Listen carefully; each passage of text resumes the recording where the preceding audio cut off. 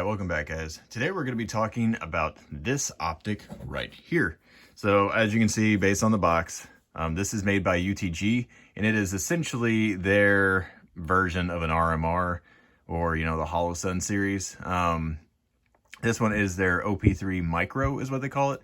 Now this I believe is their second generation of this. You can see kind of the details on there. It is a 4 MOA dot, which I'm fine with. The battery life is 55,000 hours on, I believe, the middle setting. It has 8 brightness settings, which we'll get into in a second. It is waterproof. Now, I'm going to test that for you here because I haven't actually tested that yet. Here's some more information in case you want it. 1 MOA clicks, all that kind of general stuff. Also, one note, companies start making, I mean, some people may not agree with me on this, but I'm tired of having 30,000 tiny little, boxes. They're too fancy to throw away. But I don't have any use for them. Like all the HoloSuns come in nice little boxes and I feel wasteful just chucking them in the garbage. So thank you UTG for providing this in something that I can actually throw away the package and not have it take up space. Some people may disagree with me on that. That's fine. I don't care. So let's talk about this UTG option. So I've shot this a little bit. I haven't done an extensive amount of testing on this. I've shot about 300 rounds through this. But I also did kind of abuse it a little bit to see if I could get it to lose 0. And to be completely honest, I expected it to lose 0 on the first range session, which it did not. So kudos UTG. And as you can see, because some of you care and I don't, it is empty. So this side, as you can tell, it has no markings on it. There's just one button.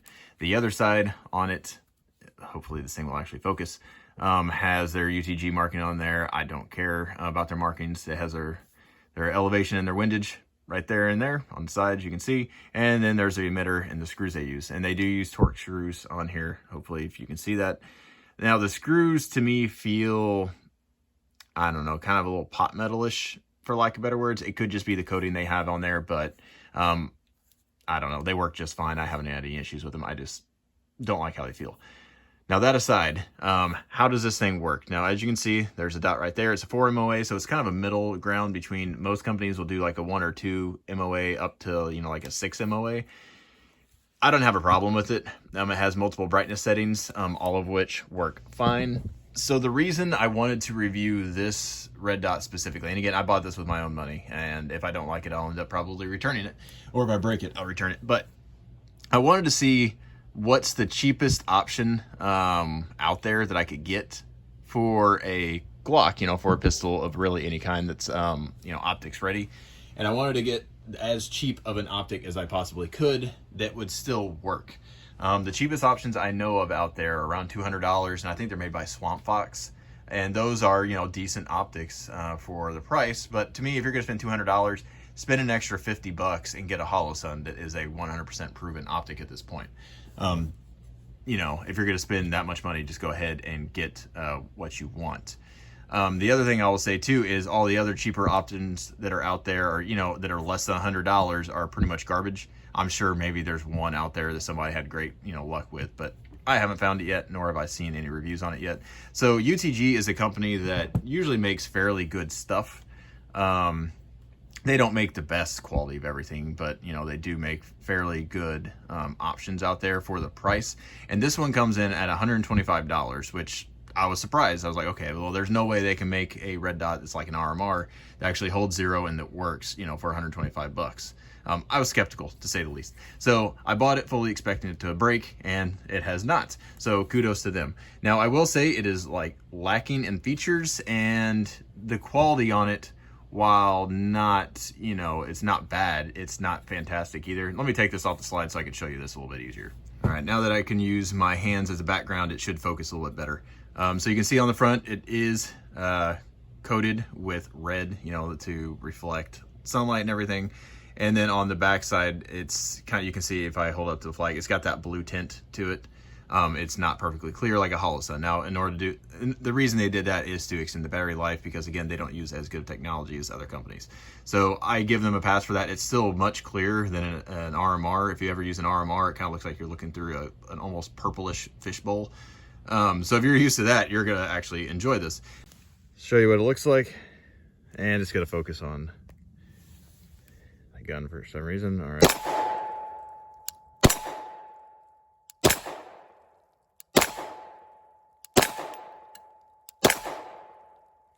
Hopefully that gives you a pretty good idea of what it looks like. Now, again, the reason I bought this is because there's so many options out there that are expensive, and for duty guns, I would 100% say buy a Holosun or buy a RMR. You know, don't spend less than probably $250 on a red dot for your pistol, because again, if you trust your life to it, buy something that's good. But I wanted to see if I could get away, you know, what's the cheapest thing I could get away with for all my, you know, fun range toys. Even a home defense gun, I would probably at this point be okay with using this for it. My camera is having a really hard time focusing. It's super obnoxious. So again, for home defense, I'd be fine with this. Mounted it on like a 45-degree offset mount, like the T-Rex Arms one that I have, is probably what I'm going to end up doing with this. Or maybe putting it on my MP5, because again, it does come with a Picatinny rail mount. It works fine. These screws are just the old screws to be used with this. And the mount works perfectly fine. I don't have a problem with it. Now, one thing that's kind of weird, and this is one of the places they cheaped out. And this is just a rubber base plate. And I didn't use it when attaching it to this, because whenever I put it on there, this would basically squish, because you had to tighten it down, you know, pretty tight. They recommend, I think, 15 pounds of torque or something like that.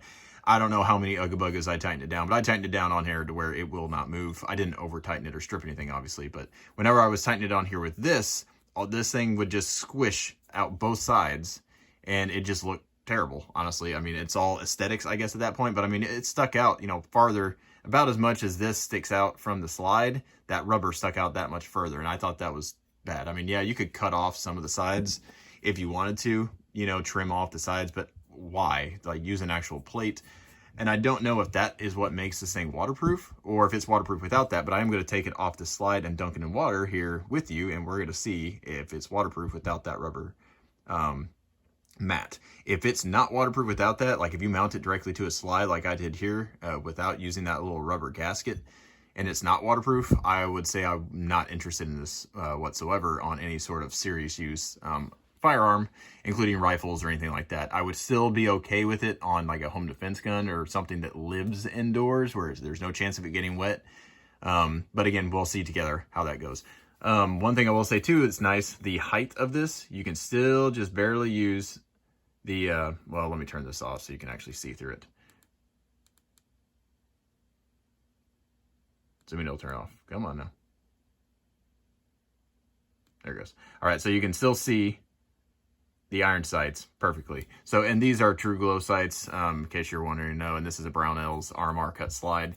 Brownells, if you're listening, stop making them with this giant hole in the top. Just make them with regular slide serrations, and I would like it better. But that aside, you can co-witness, it works just fine. Now with a adapter plate, like on a Glock MOS or something, you're probably going to need suppressor height sights because it still isn't low enough. But again, there's a little bit of fish bowling. I don't know if you can see that kind of magnification almost. It's not bad. It's, again, similar to a Holosun or an RMR. That's just kind of what to expect up close. Now, whenever you're holding it, you know, at a distance and you're using it, you don't notice that. And I'll show you some footage here in a little bit of me using this at the range. Let's see kind of where it's on. Everything's wet. Let me try shooting over here.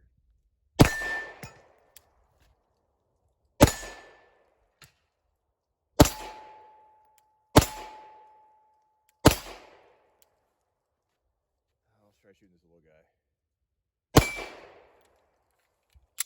I will say the glass is not bad. It's tinted, obviously for battery life. UTG isn't, you know, the most high-end brand out there, so I'll give them a pass for that. It reminds me, it's not as bad as the RMR. If you're used to shooting with an RMR, how it's kind of that really bluish tint, it's not that bad. I'd say it's somewhere between that and like a Holosun. So it's definitely usable. If you're just aiming through the dot, there's a little, almost just a small amount of magnification, which the Holosuns and everyone else's does that as well. But you don't notice it unless you close one eye. If you're just using the red dot like you're supposed to, you don't notice it at all, especially at distance. Now up close, if you have it and you're using this as like a red dot on like a rifle or something, which I'm going to try at some point. It's actually why I bought this. You're going to notice it a little bit more the closer it is to your face, but whenever it's presented out far, I don't notice it. The dot is not as crisp as a Holosun, But again, for the price, what do you expect? The buttons I'm not a huge fan of, but I mean, it works.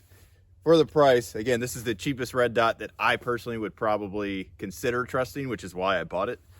All the other options out there are going to be $200 or more that are from a at least somewhat reputable company, or at least a big name company. I think Bushnell makes one as well. I haven't tested that, but I'm not a big fan of Bushnell recently. Their newer stuff is pretty much crap. So anyways, all that is, let's see how this thing does. See if I can actually hold.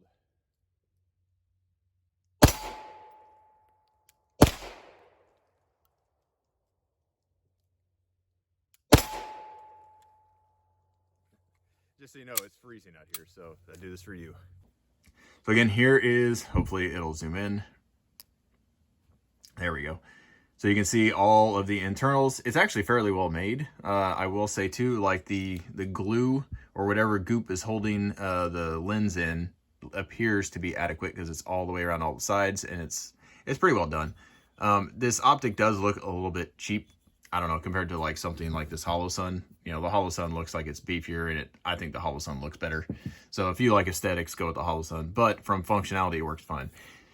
So now the features on this are kind of lackluster, and I assume they did that to get it to a certain price point. And again, it holds 0. I was again shocked. It holds 0. The adjustments on here are very tactile and audible, which again, I was shocked. I was pleasantly surprised on how nice this thing does, or how nice this thing works. I don't know what that little white marker is there for. I don't know, maybe it's just a reference point, but that's on there for what it's worth. Using it whenever you're looking from side to side, let me turn it back on. So whenever you're using it from side to side, you don't notice any flickering or anything like that. You don't notice any flickering under recoil. So while you're using it, it's not a big deal. The reticle is daylight bright, and most shooting I did, I used it on the second to brightest setting. In bright light, you're going to probably want to use the brightest setting that they have, but it's plenty daylight bright. Again, sorry for this camera not focusing. It's super annoying. But again, shooting, I didn't have any problems whatsoever, and the dot, I think, is adequate. I don't think you need anything fancy when it comes to reticles. So let's see if it hits the same spot. I just fired a couple shots and it did. Let's see if it'll keep doing it.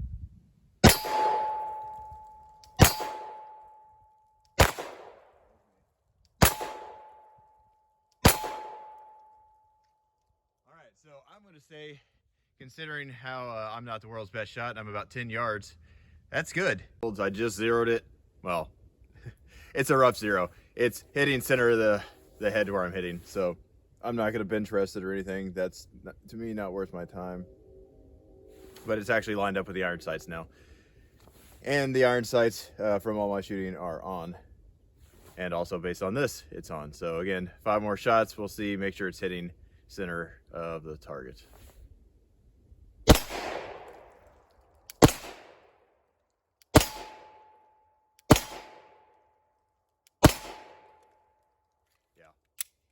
It's 0 now, and it's holding 0. So kudos to this thing. Honestly, I was expecting it to lose 0 almost immediately. So I guess kudos to UTG. I've fired probably around, a box of ammo through it so far, and it's doing well. Now, one thing it also does come with is a little cap. So if it makes you happy and your OCD happy, then you can put this little cap on here. Now, that said, it doesn't really fit with these sights. I mean, you could smash it on there, but anyways, this is more designed to be used with this mount. And again, you could mount this on any sort of AR or something if you wanted to. I plan on putting this on either my MP5, like I said, or on an offset on my one of my ARs. Now, that said, I think this is a much more practical test of it to put it on a slide, because again, you're getting all in that reciprocation back and forth. Vibrations tend to break electronics, and what vibrates more than a pistol. All right, so now this is going to be a somewhat of a torture test. I am going to rack it off this plastic quite a few times and see kind of what it does. I don't know how well this finish will hold up. I guess we'll see, but so far it's holding 0. See if you can actually see this on here. Yeah, you can. So I'm just gonna rack it off here a couple times.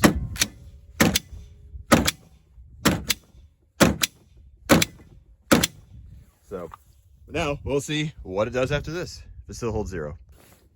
I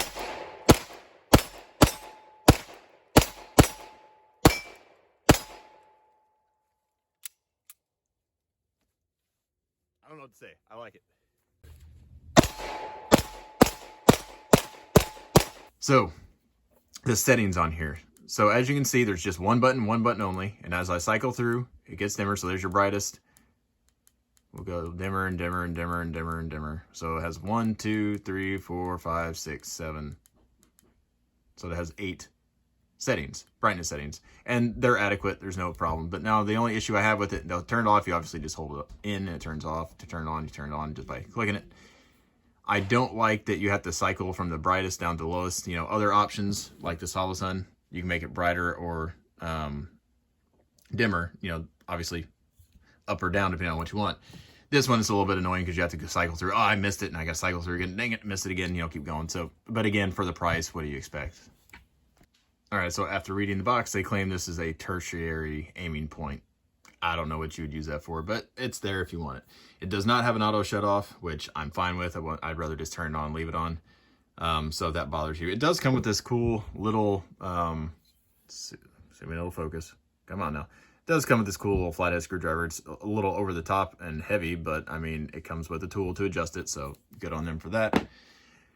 So with all that aside, let's go ahead and grab a glass of water, and I'm going to take this off of this slide and just chuck it in there because I don't want to get the whole slide wet. So I'm going to take it off, throw it in there, and without that little rubber gasket thing, we're going to see if it stays on. If it doesn't, then I'm going to have a negative view of this optic. If it does, then I would say, you know, this is going to be 100% recommend, but we'll find out together. So one thing I forgot to mention is the screws that come with it. It comes with 2 sets of screws, so kudos to them. So if you have I think it's a Zev cut, which the Brownells uses, where it has the 2 posts that actually stick up. So the screw holes are actually smaller, so you need smaller screws. This works with both of them. So they provide a set of screws, obviously, which is what's in here right now, the thinner ones that work with the Zev cut. That don't have the post up front for the RMR. They actually, you know, the screw hole has the post itself. Or if you just have a standard, you know, MOS or something and you're using just a standard adapter plate, that's what these screws are for. So they come with both sets of screws. Again, there's the numbers on them. If I hold it upside down, so that's great. All right, so something I just found out that I will insert in the video at some point is whenever you try to mount this to a, you know, like a 45-degree offset, this one's actually the T-Rex arms offset mount. I think this is probably the best one on the market. Now the problem that I ran into is this little red dot does not use your standard screws that are, you know, tapered like that, where the head's not tapered. Instead, it uses these little flat screws that are not tapered. Hopefully you can see that. So what that means is where these would normally go down farther than that, they're stopped by the shelf. So the depth or height of the head, if you can see that, hopefully it'll focus on that. So that is that much less screw it'll go into. So in reality, this one only goes down to about here, whereas the other one, you know, would go down further. So what that means on this mount specifically is it will mount to this one just fine, but if you try to put the spacer on here that doesn't have threads in here, you know, that makes it stick out a little bit further, which you need for a lot of scopes. This, using the longer screw that comes with this, that's designed to go all the way through the RMR down into this next plate, will not work because it will not reach far enough. So if I drop it down in there, you can see it's on there, and they might get like 1 or 2 threads into that which is not nearly enough. So because of that, this won't work with the T-Rex arms mount with the spacer. If you don't need the spacer, it'll be fine. And so I'm probably gonna have to use it with a 1:6 instead of that 3:12 scope that I would like to use it with. So again, they should have designed the screws to work with this standard type screw, because the hollow sun, the RMR, they all use this type where it's tapered. This one does not. Now you may wonder, one, it looks like I tightened down these screws a little bit too much, but I don't care. The thread locker on there worked really well. Now, one problem, again, you may wonder why, other than just aesthetics, why I didn't like this. Whenever I had this on there, and again, it fits over there just fine, you know, it goes just like this, and it covers everything, and whenever you screw it down, it's supposed to keep stuff, you know, waterproof.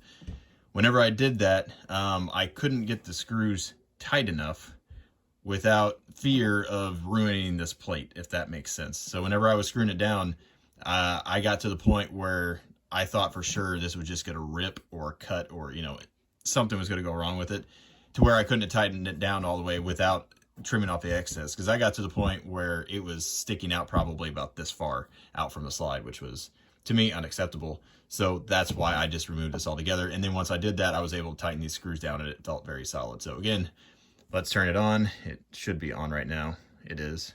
Let me turn it to its brightest setting. See when I can find the button. There it is. All right, so there's the brightest setting. We're gonna dunk it in here together and see what happens.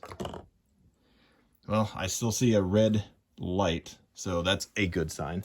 And in the instructions, it doesn't say anything about using this plate, which I thought was strange. It just says, oh, you may need to use an adapter plate from the company that you buy the adapter from, and just use theirs or whatever they recommend. But they still recommend the 15 torque, you know, pounds of pressure. So I thought that was a little strange that they don't include anything and tell you why. But, you know, if it still works, it still works. So let's see together. If it works right now, then I'm fine with it. I'm getting water all over the place. I don't care. So let's see here.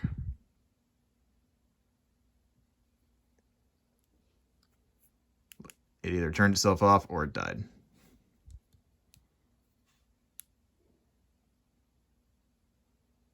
And there's our dot. So it may, let's see here. See if it still gets bright. All right, so there's the brightest setting again, so you can see it on there. So it's still working. All right, submerge it again.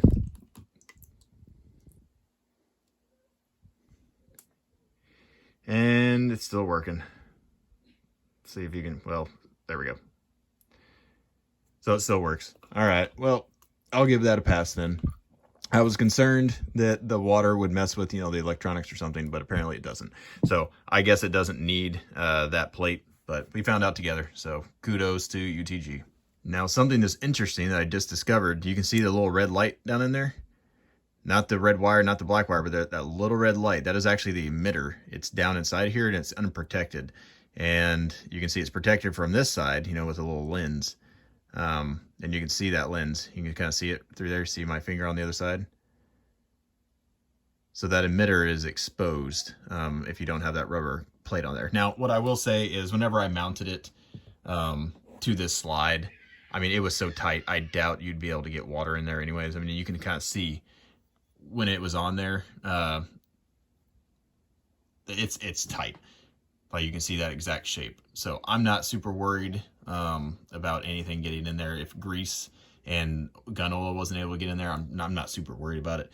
But that's nice. I'm glad to know that this thing's waterproof. So if you have any questions, again, this was kind of a weird video. I don't know. I'll show some video footage of me shooting with this thing and me slapping against my truck bed a few times and hitting it with toolboxes and whatnot. But I'm actually surprised. So for the price, based on everything I've seen so far, this would be what I would recommend. Sorry, you can hear my son in the background again. He's very vocal today. But anyways, if you guys have any other suggestions or things to test or something that's cheaper out there that might be just as good, you know, just as good, let me know. But so far for $125, this is the cheapest RMR type, you know, cut optic that I've seen on the mount on Amazon, you know, as an option out there. And you can see it is RMR cut. If I can get the water out of there. It is cut for an RMR and it works with Zev cuts as well because this post, you know, is the same size as that one. So again, for the price, I don't know of anything out there that is a better choice. So again, if you enjoy this kind of content, give us a like, give us a subscribe. We appreciate that. Again, in case you're wondering what that Zev cut looks like, these are the posts I was talking about. But give us a subscribe. We really appreciate that. YouTube doesn't like this kind of content. So generally, unless you like and subscribe, share it, all that kind of stuff, other people that aren't already seeing it probably aren't going to see it either. But anyways, I appreciate you all watching and have a good one.